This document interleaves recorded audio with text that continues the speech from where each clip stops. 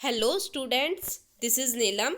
Dear students, आज की इस वीडियो में हम कवर करने वाले हैं क्लास 7 से सोशल स्टडी का हमारा चैप्टर 5 है, women change the world. So dear students, इस चैप्टर में इस वीडियो के पार्ट में हम अपने NCERT सॉल्यूशन को इंक्लूड करेंगे।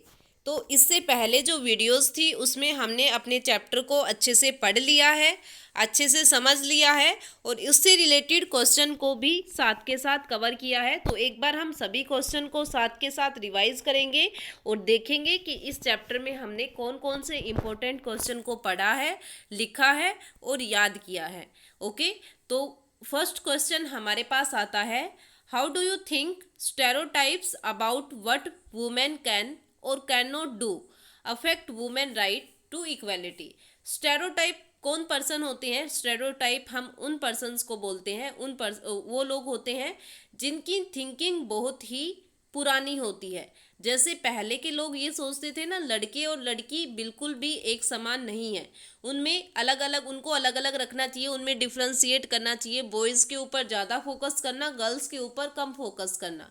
तो इस टाइप की जो स्टेरोटाइप थिंकिंग है, तो अब आज प्रेजेंट में भी अगर कोई लोग इसी थिंकिंग को फॉलो कर रहे हैं, यही सोचते हैं कि लड़के और लड़कियों में भेदभाव करना चाहिए, उनके साथ डिफ्रेंशिएट करना चाहिए, तो ऐसे लोगों को हम बोलते हैं स्टेरोटाइप्स लोग।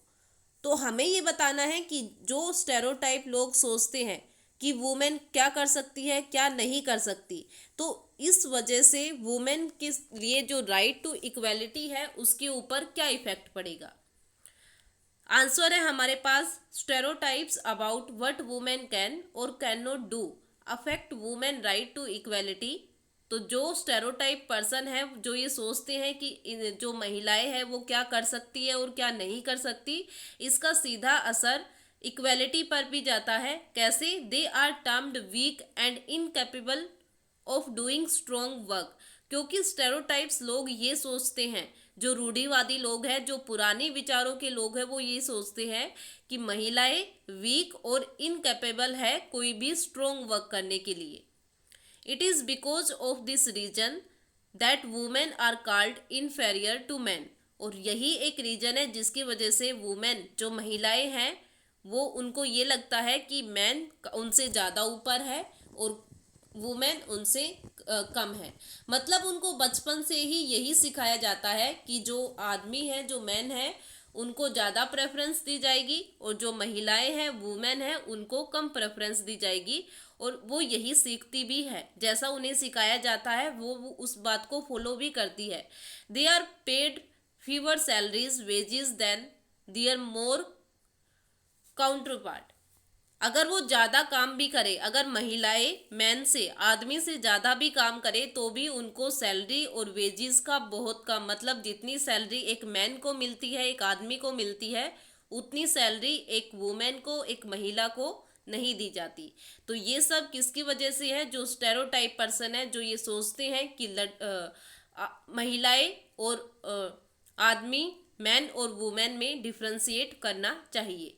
तो इसकी वजह से वुमेन को इक्वल राइट नहीं मिल पाते, क्योंकि पहले से ही, बचपन से ही उन्हें ये बताया जाता है कि वो मैन के नीचे काम करेगी, वो कभी भी उनके ऊपर, मतलब वो काम नहीं करेगी। जैसे कोई स्ट्रॉन्ग वर्क है, घर से बाहर जाकर जॉब करना है, तो ये सब काम वुमेन नहीं करेगी, उनका काम बस ओनली ऑन घर पर ही रहकर काम करना है। तो ये thinking women right to equality को अफेक्ट करती है। Second question, list one reason why learning the alphabet was so important to women like Rashsundari Devi, Ramabai and Rukaiya. मतलब हमें ये बताना है कि जो हम अल्फ़ाबेट पढ़ते हैं वो क्यों ज़रूरी है एक महिला के लिए, जैसे रसुंदरी देवी ने किया, रामाबाई ने किया और रुकैया ने किया। Learning the alphabet was so important to these women. इन्होंने बताया है कि जो लर्निंग अल्फ़ाबेट पढ़ने का काम है, जो हमें ये तो नहीं कि एकदम से हर चीज़ आ जाएगी, एकदम से हम पढ़ना लिखना सीख जाएंगे। तो पहले हमें अल्फ़ाबेट को पढ़ना होगा, उनको समझना होगा, फिर उसके बाद हम आगे स्टडी कर सकते हैं। Because only after that they become able to write story, letter and autobiography. मतलब अगर हमें अपनी स्टोरीज लिखनी है, लेटर्स लिखने हैं, ऑटोबायोग्राफीज लिखनी है, तो उसके लिए हमें अल्फ़ाबेट के बारे में पता होना बहुत ज़रूरी है। क्योंकि जब तक हमें अल्फ़ाबेट्स के बारे में नहीं पता रहेगा तब तक हम अपने स्टोरीज़, अपने लेटर्स, अपनी ऑटोबायोग्राफी नहीं लिख पाएंगे कि हमारे साथ क्या हुआ है, क्या नहीं हुआ, कैसे हमने पढ़ा है, कैसे हमने पढ़ाई स्टार्ट की है।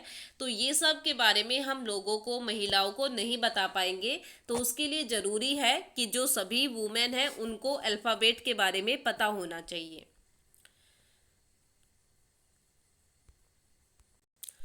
थर्ड क्वेश्चन हमारे पास आता है, poor girls drop out of school because they are not interested to getting an education, explain why this statement is not true.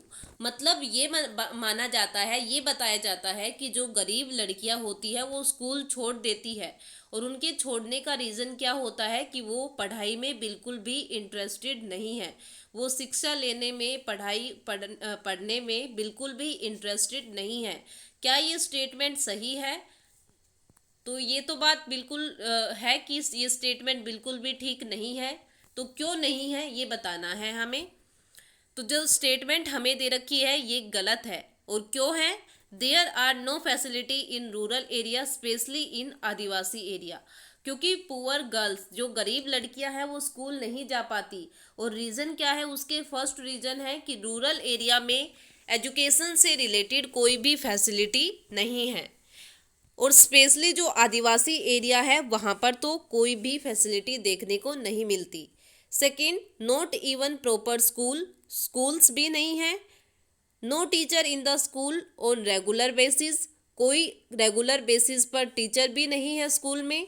No school near their house, उनके घर के पास कोई भी स्कूल नहीं है।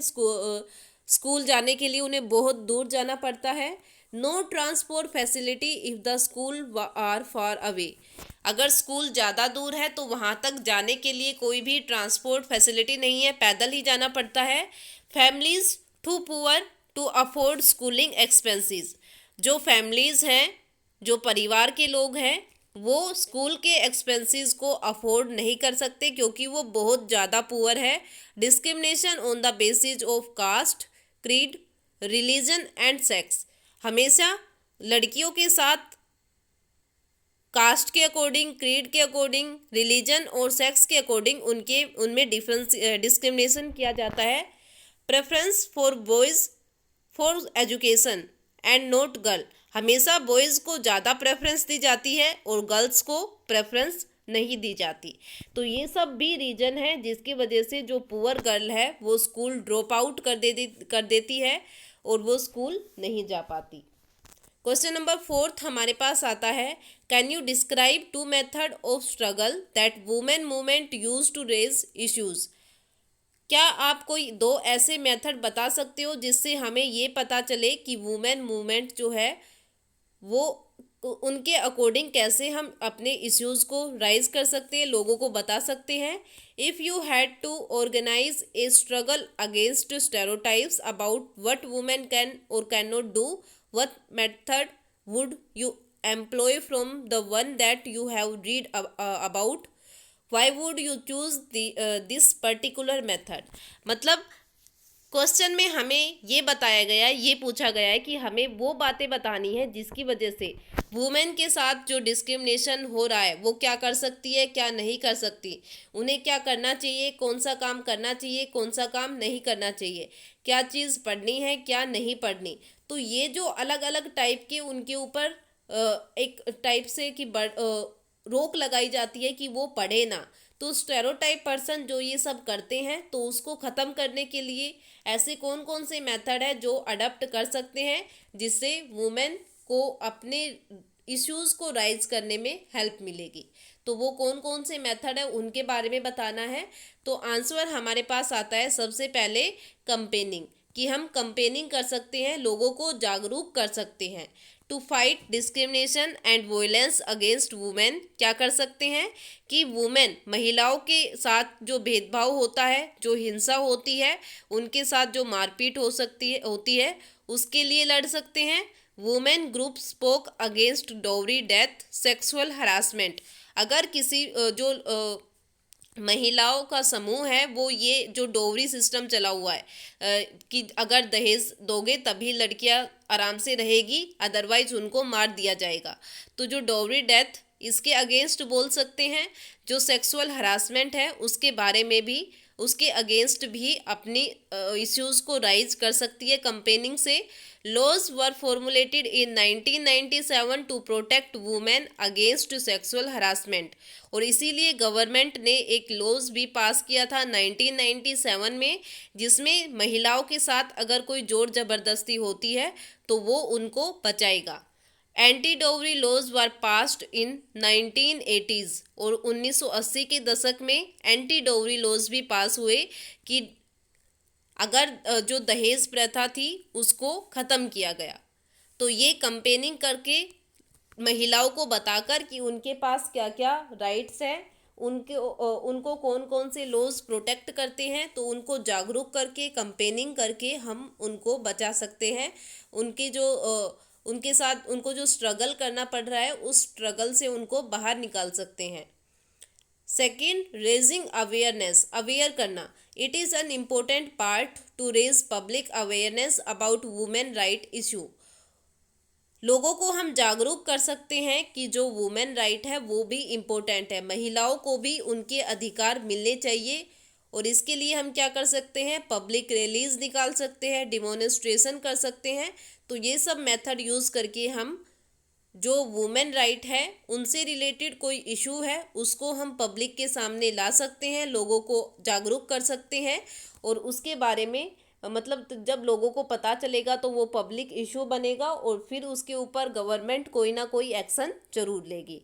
तो ये मेथड यूज़ करके हम जो वुमेन स्ट्रगल कर रही है उन वुमेन को स्ट्रगल से बाहर निकाल सकते हैं। तो ये थे हमारे पास NCERT क्वेश्चन। उसके बाद हमारे पास कुछ very short answer type question आते हैं, तो एक बार हम इनको देख लेते हैं। फर्स्ट क्वेश्चन हमारे पास आता है, what is the percentage of women engaged in agriculture work in our country. हमारी कंट्री में कितनी % वुमेन एग्रीकल्चर वर्क से कनेक्टेड है। तो आंसर है हमारे पास 83.6% ऑफ वुमेन। मतलब टोटल 100% वुमेन में से 83.6% वुमेन एग्रीकल्चर वर्क से इंगेज्ड है, कनेक्टेड है। Second question, what does agriculture work mean in this women. Women के लिए एग्रीकल्चर वर्क का मतलब क्या होता है, खेतों में कौन कौन से काम वुमेन करती है। Planting, weeding, harvesting and threshing. ये सब काम, प्लांटिंग पेड़ पौधे लगाना, वीडिंग जो मतलब खुदाई करना होता है, साफ जो दूसरे पेड़ पौधे जाम आते हैं, जो दूसरे पेड़ पौधे छोटे छोटे उगाते हैं फसलों में, तो उनको हटाना। हार्वेस्टिंग करना, कटाई करना। और थ्रेसिंग करना, जो अनाज निकाला जाता है मशीनों से, उसमें मैन की हेल्प करना। तो ये सब काम कौन करता है, वुमेन करती है एग्रीकल्चर वर्क में। Third question, when we think of a farmer we only think of a man. मतलब जब भी एक फार्मर की बात आती है तो हम ये सोचते हैं कि वो एक आदमी ही होगा, एक मैन होगा, वो वुमेन नहीं होगी। तो ऐसा क्यों होता है। It is because a major portion of the agriculture work is done by man, women only assist them. इसका ये सब इसलिए है क्योंकि एग्रीकल्चर वर्क जो है, खेती बाड़ी का जो काम होता है, वो मोस्टली मैन करते हैं, वुमेन तो बस ओनली उनकी हेल्प करती है। इसलिए जब भी एक फार्मर का नाम आता है, एक किसान का नाम आता है, तो हम ये सोचते हैं कि किसान एक आदमी ही होगा, एक महिला किसान नहीं हो सकती, क्योंकि एक आदमी ही एग्रीकल्चर काम करता है, सारे वुमेन महिलाएं तो बस उनकी हेल्प करती है। Fourth, why was Ramabai given the title Pandita. Ramabai को पंडिता का टाइटल क्यों दिया गया था। It was because she could read and write Sanskrit. क्योंकि वो क्या कर सकती थी, वो संस्कृत लैंग्वेज को पढ़ भी सकती थी और लिख भी सकती थी, इसलिए उनको टाइटल दिया गया था पंडिता का। It was a remarkable achievement as women were not allowed such knowledge in those day. उस टाइम में क्या होता था कि किसी भी वुमेन के पास इस टाइप की नॉलेज नहीं होती थी, और उस टाइम उनको ये अवार्ड मिलना, ये टाइटल मिलना एक बहुत ही रिमार्केबल अचीवमेंट माना जाता था महिलाओं के लिए। How did women support man in the pottery trade. जो पोट्री ट्रेड होते हैं उसमें वुमेन मैन को कैसे सपोर्ट करती है। They collected the mud collect करना and prepared the earth for the pots, और उसके बाद पोट्स बनाने में मैन की हेल्प करना। तो ये सब काम, ये दोनों काम वुमेन करती है पोट्री ट्रेड में। Sixth, mention any one stereotype about what women can or can not do. Stereotypes जो लोग सोचते हैं कि वुमेन क्या कर सकती है और क्या नहीं कर सकती, तो उसमें एक बात बतानी है, women can be good teacher. तो जो स्टेरियोटाइप पर्सन है वो ये सोचते हैं कि वुमेन एक गुड टीचर्स हो सकती है, but they are incapable of dealing with technical thing. लेकिन अगर कोई टेक्निकल काम है तो उसके साथ डील करना, उसको करने के लिए वो इनकेपेबल है, मतलब उनमें इतनी क्षमता नहीं है कि वो कोई टेक्निकल काम कर सके। Seventh, how did Lakshmi Lakra break the stereotype that only man could be engine driver. जो स्टेरियोटाइप पर्सन थे वो ये मानते थे कि इंजन ड्राइवर ओनली एक मैन हो सकता है, लेकिन लक्ष्मी लाकरा ने इस बात को हटा दिया, इस स्टेरियोटाइप लोगों के दिमाग से। और कैसे? She become the first women engine driver for northern railway. और वो क्या बन गई थी? इसी सोच को ख़त्म करने के लिए कि वुमेन इंजन ड्राइवर नहीं हो सकती, तो लक्ष्मी लाकरा ने इस चैलेंज को एक्सेप्ट किया और वो इंडिया की फर्स्ट वुमेन इंजन ड्राइवर बन गई नॉर्दर्न रेलवे में। Eighth, what changes come to be seen with the emergence of new idea about education and learning in the 19th century। 19th century में जो बातें हम पढ़ते हैं, जो सीखते हैं, तो उसकी वजह से क्या क्या न्यू आइडियाज़ आ रहे हैं, क्या क्या चेंजेस सोसाइटी में आ रहे हैं।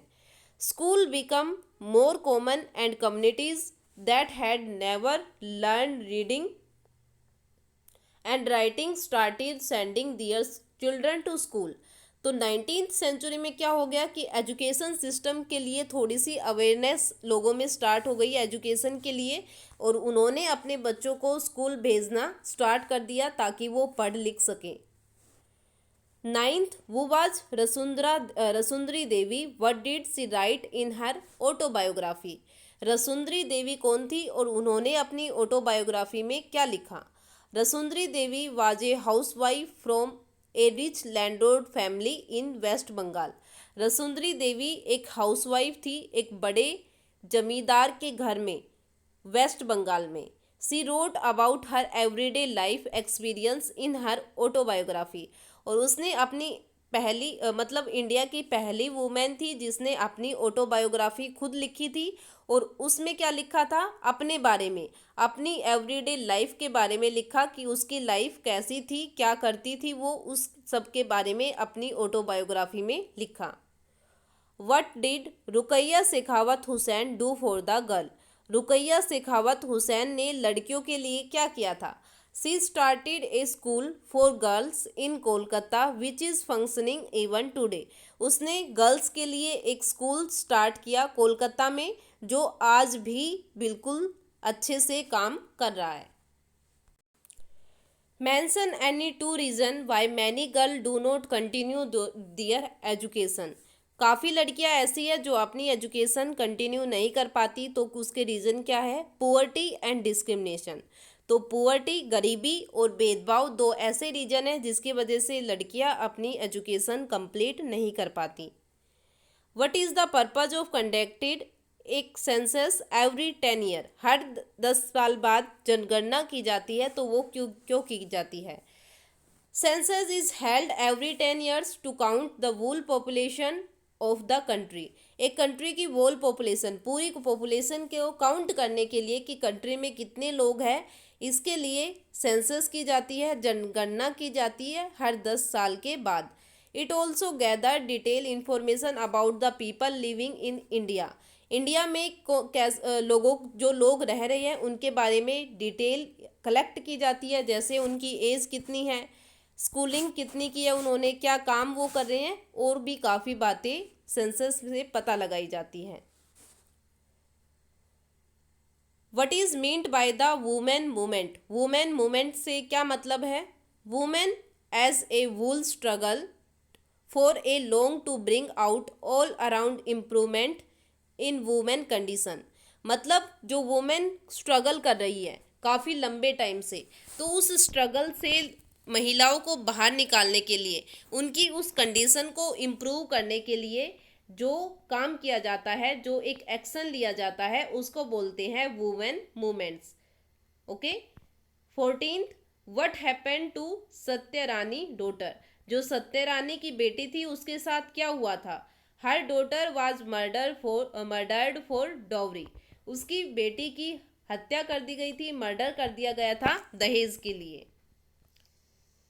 What are the various mean to spread awareness among the common mass? मतलब एक लंबे काफ़ी ज़्यादा लोगों को अगर अवेयर करना है तो उसके लिए हमें क्या क्या करना पड़ेगा, कैसे हम लोगों को अवेयर कर सकते हैं? Street plays, songs and public meeting. तो ये 3 बातें फॉलो करके हम लोगों को ज़्यादा लेवल पर एक साथ अवेयर कर सकते हैं। What is international women day, when is international women day celebrated? International women's day कब सेलिब्रेट किया जाता है? तो celebrated on 8th March every day. हर साल 8 मार्च को इंटरनेशनल वुमेन्स डे सेलिब्रेट किया जाता है। What do women do on international women day? International women day पर महिलाएं क्या करती है? Women all over the world come together to celebrate the auspicious day and renew their struggle. इस दिन क्या करती है? सभी महिलाएं एक साथ मिलकर, पूरे वर्ल्ड की महिलाएं एक साथ, मतलब सभी एक साथ सेलिब्रेट करती है इंटरनेशनल वुमेन डे को। और इस दिन जो स्ट्रगल इन्होंने किया था, उस स्ट्रगल का रिजल्ट इंटरनेशनल वुमेन डे के दिन इनको मिला था। तो उस अपनी सेलिब्रेशन को, उस इंजॉय, उस काम को, उस एक्टिविटी को वो इंजॉय करती है इंटरनेशनल वुमेन्स डे पर, कि कैसे उनकी लाइफ पहले कितनी ख़राब थी, फिर उन्होंने स्ट्रगल किया, फिर उसके बाद उनको एक बेटर लाइफ मिल रही है। तो इसका सेलिब्रेशन वो इंटरनेशनल वुमेन्स डे पर करती हैं। तो ये था हमारे पास हमारा चैप्टर, जिसमें हमने क्लास 7 से इम्पोर्टेंट क्वेश्चन को देखा, जो NCERT के थे, और भी अलग से जो very short answer type question थे उसको हमने अपनी इस वीडियो के पार्ट में कवर किया है। तो जो क्वेश्चन थे इनमें से कुछ क्वेश्चन ऐसे हैं जो हम कर चुके हैं पहले टॉपिक के साथ, और कुछ क्वेश्चन ऐसे हैं जो हमने नहीं किए हैं। तो जो क्वेश्चन नहीं किए हैं वो आपको PDF में मिल जाएंगे, तो वहाँ से आपको करने हैं। और साथ में इस चैप्टर की ग्लोसरी का फर्स्ट पार्ट आपको अपनी नोटबुक में लिखना है, ठीक है। तो उसमें आपको दे रखा है सबसे फर्स्ट पार्ट स्टेरियोटाइप के बारे में। तो जो स्टेरियोटाइप्स होते हैं वो क्या होते हैं, क्या सोचते हैं, तो उनके बारे में पूरी डिटेल जो आपको बुक्स में दे रखी है लास्ट पेज पर ग्लोसरी में, वो आपको अपनी नोटबुक में लिखनी है। तो ये आपका इम्पोर्टेंट टॉपिक रहेगा, स्टेरियोटाइप के बारे में लिखना। तो ये है हमारी आज की वीडियो। आई होप इसमें जितने भी क्वेश्चन हमने किए हैं वो सभी आपको अच्छे से समझ आ गए होंगे, और ये सभी आप अपनी नोटबुक में कंप्लीट करोगे। Thank you.